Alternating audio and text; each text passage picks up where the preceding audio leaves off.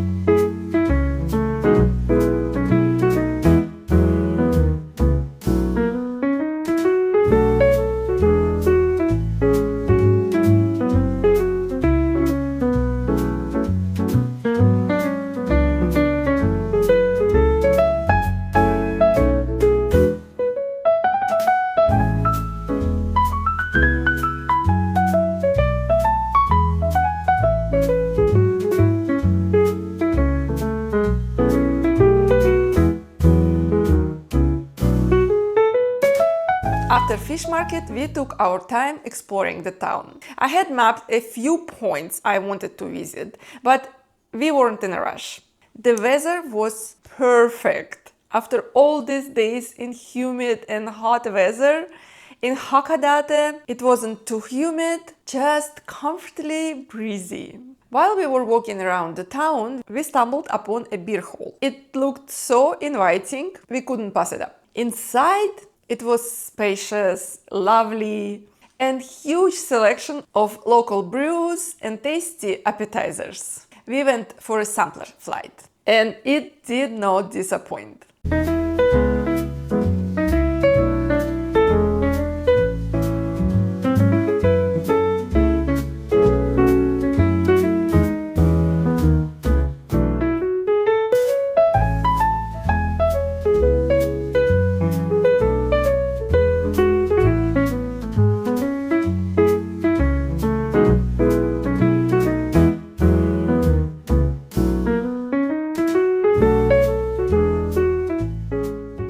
Next, before we went on a cruise, when I was planning our adventures, I found in Hakodate this special tea place I really wanted to visit. So I was on a mission to find this tea cafe.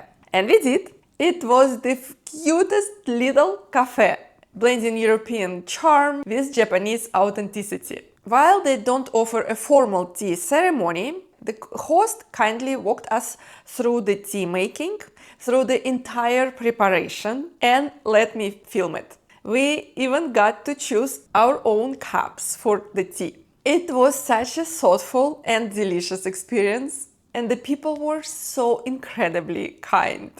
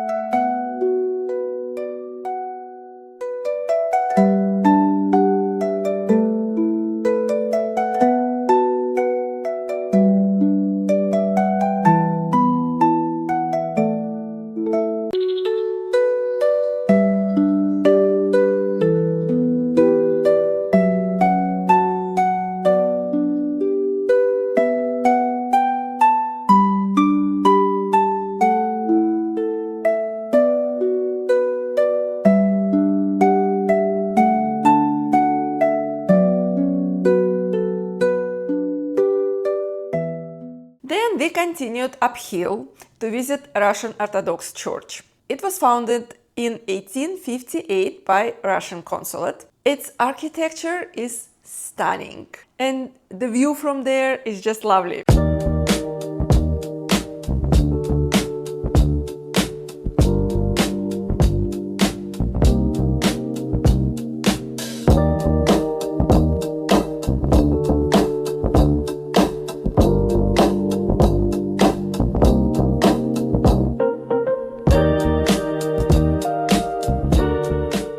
Hakodate's history as a port town means it's dotted with foreign consulates and European-style buildings. We passed the English consulate, now it's a museum, and they're serving English tea there. And then further uphill there is a former Ward Public Hall, beautiful building, also open to visitors.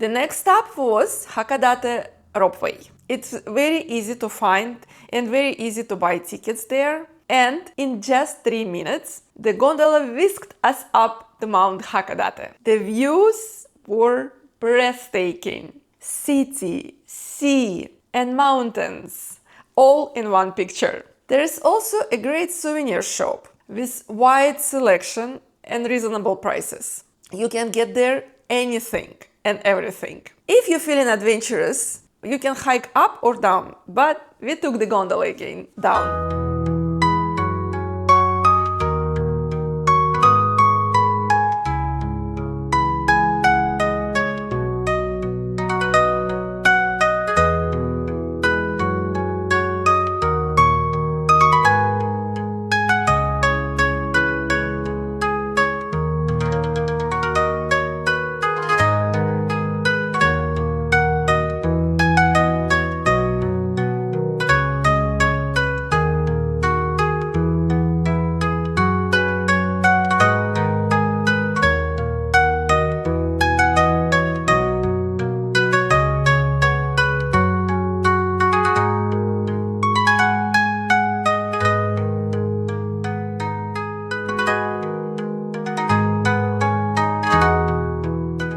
Back in town, we walked along the famous slope with postcard-worthy views. And lots of young locals were snapping photos there. And we couldn't resist stopping at cute shops. I'll show you later what we got there. Not much, but as a memory of our Hakodate visit.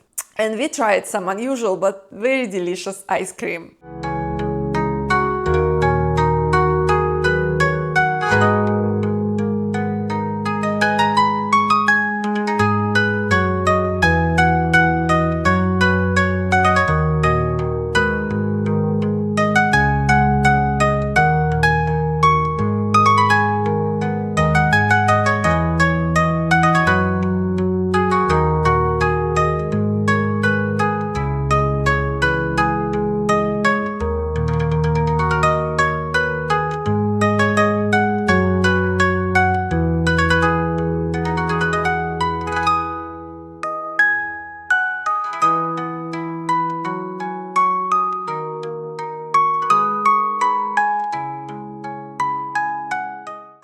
We ended our day in Kanemori Red Brick Warehouses. a beautifully restored 1909 complex, filled with shops, snacks, and souvenirs. You could easily spend hours there. And then we continued walking. We walked along the seafront and made our way back to the ship, feeling relaxed, inspired, and full of gratitude.